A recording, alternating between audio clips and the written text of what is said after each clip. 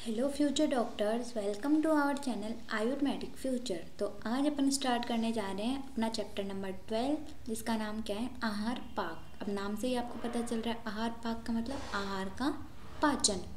ठीक है, आहार के पाचन के बारे में अपन इस चैप्टर में पढ़ने जा रहे हैं। और अगर वेटेज वाइज देखें तो ये 5 मार्क्स में पूछे जाने वाला चैप्टर है। इसमें 5 मार्क्स में क्वेश्चन पूछ लिया जाता है। या तो आपको ऐसे बोलेंगे कि अवस्था पाक के बारे में बताइए, तो आपको अवस्था पाक के मधुर, अम्ल और कटु तीनों के बारे में बताना पड़ेगा।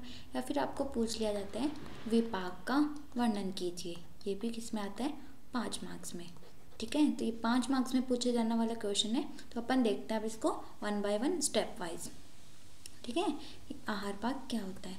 आहार पाक देखो, सबसे पहले अपन ने यहाँ पे दे रखा है आहार पाक होता क्या है। तो यहाँ पे दे रहा है कि आहार पाक जो होता है वो क्या होता है, आहार का पाचन।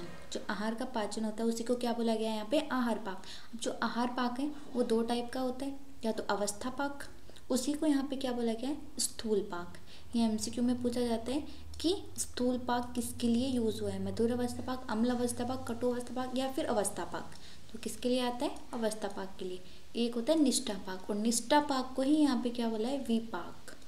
विपाक ही निष्ठा पाक है, और इसी को बोला है सूक्ष्म पाक। तो इसके 3 नाम हो गए, निष्ठा पाक, विपाक या सूक्ष्म पाक। ये कितने टाइप का होता है, भूताग्नि से पाचन होगा या तो धात्वाग्नि। भूताग्नि मतलब पंच महाभूत, और धात्वाग्नि मतलब 7 धातुएं। और जो अवस्था पाक होता है वो कितने टाइप का होता है, मधुर, अम्ल और कटु। अब अपन देखते हैं 1 बाय 1 कि अवस्था पाक क्या होता है और निष्ठा पाक क्या होता है। ठीक है, तो सबसे पहले अपन देखेंगे कि अपना अवस्था पाक होता क्या है।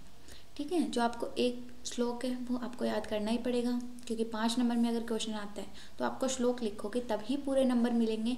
और हम आपको यहाँ पे सिर्फ वो ही श्लोक याद करवा रहे हैं जो इम्पोर्टेंट है। ओके, तो ये जो फर्स्ट वाला श्लोक है ये आप याद कर लीजिएगा। ठीक है, ये चरक में भी आपको काम आएगा और यहाँ भी आपको ये काम आ रहा है। ठीक है, तो क्या है, अन्न आदान कर्मा तू प्राण कोष्ठ प्रकर्षति। मतलब कि जो खाए हुए आहार को आदान कर्मा, आदान कर्मा मतलब जो आहार को ग्रहण करने वाली होती है, कौन, प्राण वायु। जो वायु के 5 भेद अपन ने देखे थे उसमें कौन सी वायु, प्राण वायु। प्राण वायु का कर्म क्या होता है, जो आहार है उसको कहाँ तक ले जाना, कोष्ठ तक ले जाना, मतलब आमाशय में ले जाती है। फिर वहां पे जाके वो क्या करती है, तदेव भिन्नम संघातम स्नेहनम अन्न संघातम स्नेहन मृदुता गतम। जो आहार है उसको क्या करती है, अपन आमाशय में ले गई, फिर वहां पे जाके जो क्लेदक कफ है, जो आमाशय में जो क्लेदक कफ है, क्लेदक कफ का काम क्या होता है, वो जो आहार है उसको गीलापन प्रोवाइड करना, मतलब उसको गीला कर देगा। फिर उसको क्या करेगा, संघात, गीला होने के बाद उसको क्या करेगी, संघात मतलब जो कड़कपन है उसका, उसको तोड़ के छोटे छोटे टुकड़ों में कर देगी। फिर जो क्लेदक कफ है उसमें क्या प्रदान कर देगा, स्नेहांश मतलब उसको गीला कर देगा। फिर आहार क्या हो जाएगा, उसमें मृदु मतलब सॉफ्ट कोमल हो जाएगा। ठीक है, उसके बाद क्या होता है, जो समान वायु है, फिर अपनी प्राणवायु ने तो क्या किया, खाए हुआ जो आहार है उसको क्या कर लिया, आमाशय से, कोष्ठ से आमाशय में ले जाती है, मुख से आमाशय में लाती है। फिर आमाशय में जो क्लेदक कफ होता है वो उसको क्या कर देता है, उसका मतलब जो भी अन्न होता है वो कड़क होता है, उसको क्लेदक कफ उसको स्निग्धता प्रोवाइड करता है, उसमें गीलापन प्रोवाइड करता है, ताकि वो कड़कपन ना रहे, वो क्या हो जाए, मृदु हो जाए, कोमल हो जाए। फिर जो समान वायु है वो क्या करती है, उदर की अग्नि जठराग्नि। ठीक है, समान वायु जठराग्नि को क्या करती है, प्रबल करती है, और उचित समय पर सम मात्रा में ग्रहण किए गए उस आहार से उस अन्न को आयु की आदि को बढ़ाने के लिए उचित रूप से पकाती है। फिर जो प्राण वायु है उसने काम कर दिया, क्लेदक कफ ने काम कर दिया। फिर जो अपनी समान वायु है वो क्या करेगी, उस जो अग्नि है जठराग्नि से उसका पाचन करेगी, उसको पचाएगी उचित मात्रा में। फिर उस आहार का क्या करेगी, आयु आदि बढ़ाने के लिए उचित रूप से उसको पका देगी।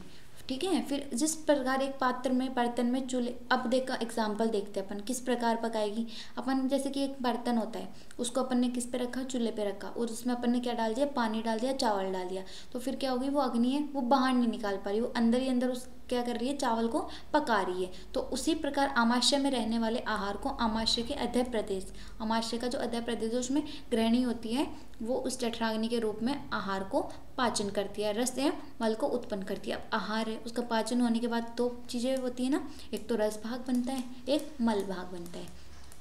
ठीक है, तो ये क्या हो गया, जठराग्नि के क्या होते हैं, जो अवस्था पाक है उसका काम क्या होता है। जठराग्नि ने इसको पका दिया, आहार पाक और मल भाग को अलग अलग कर दिया। तो अपन ने देख लिया कि जो अपना रस और मल अलग अलग हो गए, किसकी मदद से, जठराग्नि की मदद से।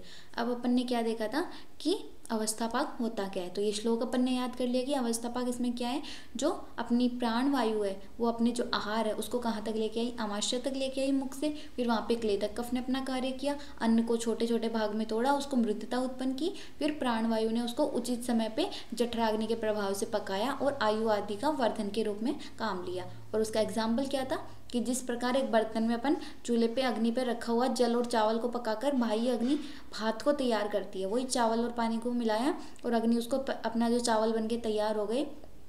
उसी तरह अपने आमाशय में जो ग्रहणी होती है वो भी जठराग्नि के सम्यक रूप से रस और मल को उत्पन्न कर देती है। तो आपको समझ में आ गया कि अवस्थापाक क्या होता है।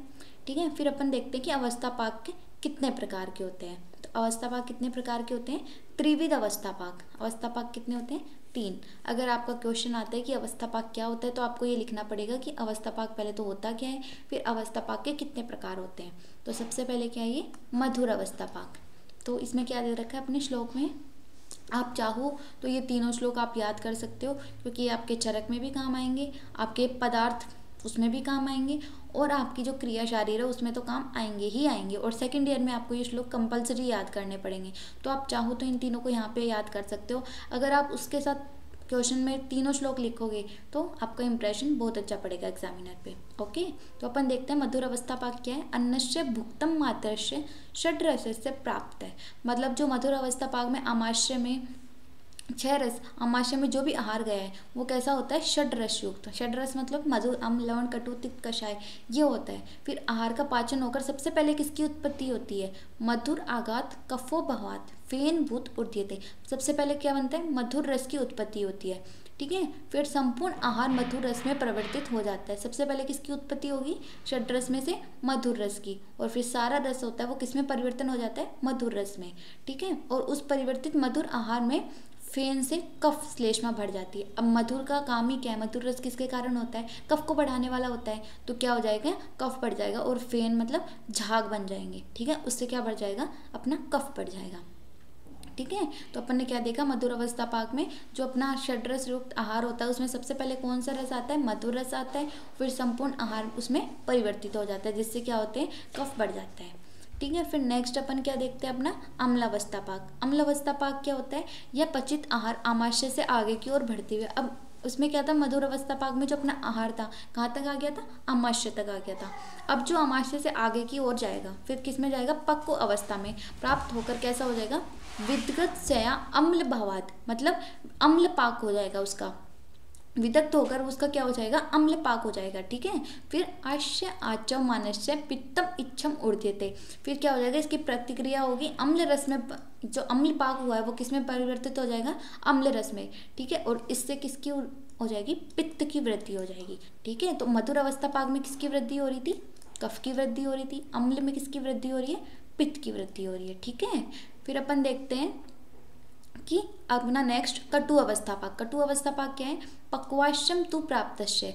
अब जो अपना आहार था वो कहाँ पे आ गया, पक्वाश्यम में आ गया। फिर वहाँ पे जाके वो क्या हो गया, प्राप्तस्य शोष्यमाणस्य वहिना, वहाँ पर अग्नि द्वारा क्या हो जाएगा, उसका शोषण हो जाएगा, और परिपिंडित पक्वस्य किसमें कन्वर्ट हो जाएगा, वो पिंड रूप में कन्वर्ट हो जाएगा। फिर वहाँ पे जाके क्या हो जाएगा, वायु क्षयात, मतलब वायु बढ़ जाएगी, मतलब वात बढ़ जाएगी, और क्या हो जाएगा, कट्टु भवात, जो सारा रस है वो किसमें बढ़ जाएगा, पिंड रूप में परिवर्तित होकर किसकी वृद्धि हो जाएगी, कटु रस की वृद्धि हो जाएगी। ठीक है, तो इसमें अपन ने क्या देखा, वात की वृद्धि, मधुर रस में कफ की वृद्धि, पित्त की वृद्धि और वात की वृद्धि। अब अपन को क्या क्या ध्यान रखना है कि इनका स्थान क्या है और कहाँ कहाँ ये हो रहा है, और किस किस अम्ल, मधुर और कटु अवस्थापाक कौन कौन से रस में हो रहा है। तो मधुर अवस्थापाक का क्या था, आमाशय स्थान। अम्ल अवस्थापाक का क्या था, पक्वमानश्चय, और जो कटु अवस्थापाक है उसका क्या हो गया, पक्वाश्चय। ठीक है, तो आपको ये भी ध्यान रखना है कि किस किस का स्थान कौन कौन सा है, और किस किस रस की यहाँ पे वृद्धि हो रही है, और कौन कौन से दोष की वृद्धि हो रही है। ठीक है, अगर 5 नंबर में आएगा तो आपको ये सब कुछ लिखना पड़ेगा।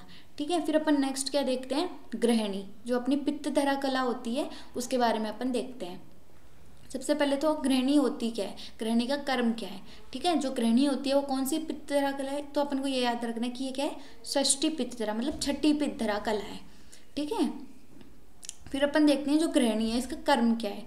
ठीक है, गृहिणी नाम की पित्त धरा कला पाचक अग्नि का अधिष्ठान है। जो अपनी पाचक अग्नि, उसी को अपन ने क्या बोला था, अपनी जठराग्नि, तो उसका अधिष्ठान अपन ने क्या बताया है यहाँ पे, पित्त धरा कला का गृहिणी। जो गृहिणी नाम की पित्त धरा कला है उसका अधिष्ठान क्या है, अपनी जठराग्नि या फिर पाचकाग्नि का अधिष्ठान है। ठीक है, फिर अपन देखते हैं कि गृहिणी अग्नि पाचका अग्नि का आश्रय, ये अपन ने देख लिया कि गृहिणी अग्नि किसका आश्रय है, पाचक अग्नि का आश्रय है। वो क्या करती है, खाए हुए अन्न का ग्रहण करती है। सबसे पहले जो अन्न है उसको ग्रहण करेगी, फिर अग्नि के बल से अवलंबित तथा पुष्ट पोषित गृहिणी नाभि के ऊपर, अब वो रहती कहाँ है, जो नाभि का ऊपरी भाग होता है वहाँ पे क्या रहती है, अपनी गृहिणी रहती है।